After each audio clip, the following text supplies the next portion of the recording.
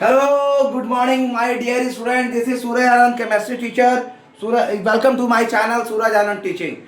Today class is all about the intake question of Unit 1 Solid State Chemistry, Class 12, Part 1.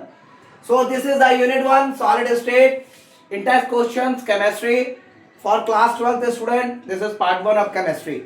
So first question is, why are solids rigid? Why are solid rigid? Solid क्यों rigid होता है? In solid the particles are closely packed and the empty spaces between the particles are very small, therefore solids are incompressible and they maintain their own shape when subjected to outside force and solid are rigid. अतः इसका मतलब है कि ठोस पदार्थ rigid क्यों होता है? क्योंकि सॉलिड्स में जो पार्टिकल्स होते हैं वो क्लोजली पैक्ड होते हैं और ये एम्प्टी स्पेसेस इसके बीच का पार्टिकल्स का बहुत ही कम होता है, बहुत कम पाया जाता है। अतः जो ठोस पदार्थ होते हैं वो इनकम्प्रेसिबल होते हैं, उस पे कंप्रेस नहीं किया जा सकता है। मेंटेन देयर ओन शेप, ये अपना शेप मेंटेन करता है जब किसी भी आउटसाइड फोर्स का इस पे इस्तेमाल होता है, इसलिए सॉलिड्स रिजिड होते हैं। अब आगे है, why do solids have definite volume? Solids का अपना एक निश्चित आयतन क्यों होता है? The intermolecular forces between the particles in the solid state are very strong, therefore they are strongly held at fixed position and particles cannot separate from one another and solids have a definite volume. अतः कह सकते हैं कि intermolecular forces जो होते हैं वो solids के बीच का वह सॉलिड स्टेट का बहुत ही स्ट्रॉन्ग पाया जाता है, बहुत ही स्ट्रॉन्ग होता है, जिस कारण से अतः सॉलिड अपने फिक्स पोजीशंस को होल्ड करता है, ठीक है, और उसके पार्टिकल सेपरेट नहीं हो सकते हैं एक दूसरे के द्वारा। अतः सॉलिड्स का अपना एक डेफिनिट वॉल्यूम होता है, एक निश्चित आयतन होता है। क्लासिफाई द फॉलोइंग एज अमorphous और crystalline solid: polyurethane, naphthalene, benzoic acid, Teflon, potassium nitrate, cellphone, polyvinyl chloride, fibre glass, copper. तो इसमें क्लासिफाई करना है कि ये सारे जो हैं सब्सटेंस सॉलिड के ये किस किस में आते हैं, अमorphous में आते हैं या क्रिस्टलाइन में आते हैं। अब मैं अमorphous की बात करता हूँ।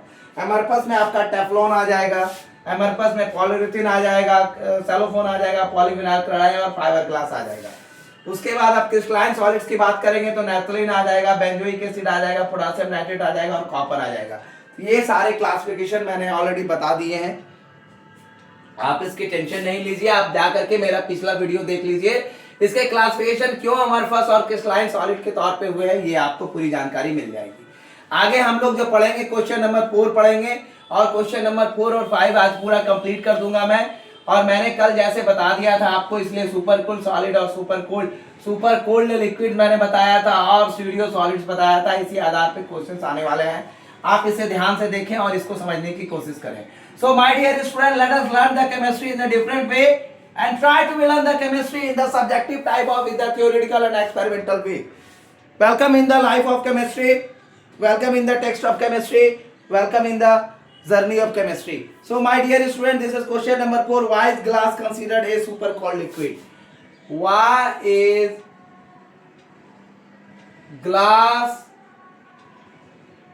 glass considered a super cooled liquid? Considered a super cooled liquid. Why is glass considered as a super cooled liquid? What is the matter? The glass is considered as a super cooled liquid. Why glass is considered as a super cooled liquid?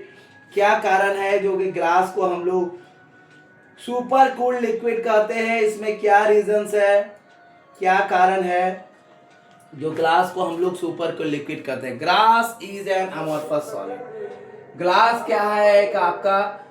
Glass is an amorphous solid. जैसा हम लोगों ने देखा, glass आपका क्या है? आपका amorphous solid है। So like liquid it has a tendency to flow. Like liquid, it has a tendency to flow. Liquid की तरह इनकी टेंडेंसी होती है फ्लो करने की, थ्रो वेरी स्लोली, और ये धीरे धीरे फ्लो करता है। थ्रो वेरी स्लोली, ये बहुत ही आराम से फ्लो करता है। अतः हम कह सकते हैं, इस बात की हम चर्चा कर सकते हैं, however glass is obtain when molten silicates, however when however glass is obtained, glass का बनना तब होता है, obtain ग्लास तब बनता है when molten silicates are allowed to cool, when molten silicates are allowed to cool, when molten silicates are allowed to cool rapidly, to cool rapidly, therefore glass is considered as a supercooled liquid, therefore glass is considered as a super cooled liquid. Why is glass considered a super cooled liquid? Glass को हम लोग super cooled liquid क्यों कहते हैं? Glass एक amorphous solid होता है, glass एक आपका अमॉर्फस सॉलिड है, लिक्विड की तरह ही इसकी टेंडेंसी होती है फ्लो करने की, बहुत ही स्लोली ये फ्लो करता है। अतः ग्लास जो है ऑब्टेन होता है मॉल्टन सिलिकेट्स के द्वारा, जो अलाउ करता है कूल करने के लिए रैपिडली, अतः ग्लास कंसीडर्ड होता है सुपर कूल्ड लिक्विड की तरह। लास्ट क्वेश्चन मैं आपके पास लेके आ रहा हूं, refractive index of a solid is observe to be, refractive index of refractive index of a solid, refractive index of a solid is observed to have the, is observed to have the same value along all direction, have the same value along all directions, along all directions, सारे directions में refractive index का solid का observe होता है same value सारे directions में। Comment on the nature of this solid, comment on the nature, comment on the nature of this solid, आप comment कीजिए इसके नेचर पे और बताइए would it show cleavage property, would it show cleavage property, क्या ये cleavage property को show करता है, आप बताइए इसे। Since refractive index of the solid है, since refractive index जो होता है of the solid has same value, of the solids have same value in, since the refractive index of the solids has same value in, solids has same value in all direction, in all directions, क्या इसका reasons है? that is isotropic, ठीक है, isotropic, so it is an amorphous solid, it is an amorphous solid, ये है क्या होता है, एमॉर्फस सॉलिड्स कहलाता है। अब आप बात करेंगे it will not show cleavage property, it will not show cleavage, कटने की प्रॉपर्टी को ये नहीं बताता है, ये शो नहीं करेगा आपका कटने की प्रॉपर्टी को। It will not show cleavage property when cut with a sharp edge tool, when cut with a sharp edge tool, जब हम किसी से शार्प एज टूल से काटते हैं, that is knife,